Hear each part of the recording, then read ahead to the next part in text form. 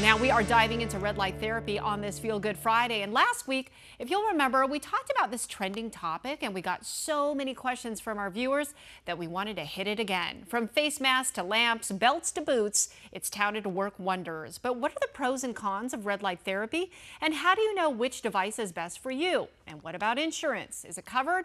We're going to answer all of it right now. Joining me is Dr. Sonal Haerter from Dignity Health Medical Group. All right, Sonal, let's establish the basics. What are some of the benefits? Okay, so the benefits are it's anti-inflammatory. Also helps with treatments of acne, certain types of skin cancers, psoriasis, eczema, wrinkle treatment. So kind of anti-aging sort of treatments. And basically it helps us produce more collagen. Collagen is that ingredient we need for elasticity and better skin and reduction of wrinkles. So, and hair follicles. It also helps with hair growth. I know. I was so surprised to hear that. Okay, so I want to go over the pros and cons, starting with what would they be if you get it in the doctor's office? Okay, so the key thing for red light therapy is the wavelength and intensity. It has, in order for this to be effective, you have to have certain amount of wavelength in the device and intensity. In a doctor's office, that is better controlled. We also know that most studies that have shown effective treatments actually come from doctors' treatments, not home devices. So those are some of the pros. You can also add other treatments under your dermatologist's guidance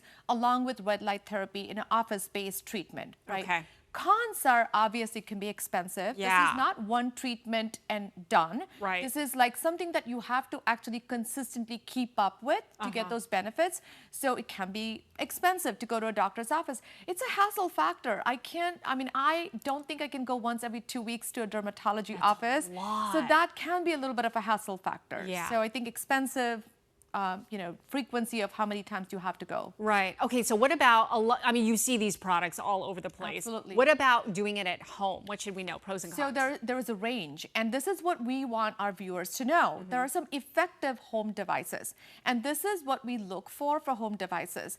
Wavelength and the power intensity of these devices matters. Okay. So wavelength of about 633 nanometers for red light and 830 nanometers for infrared light are considered to be effective based on studies. Okay. So when you're buying a device, make sure you're looking at the wavelength. If you don't have that information, I suggest actually emailing the company about that information. Oh. Number two is intensity. And it is basically those two things matter because those actually determine how effective your home treatments are. Right. So when it comes to power and intensity, it is about 40 milliwatts of, I think, squares.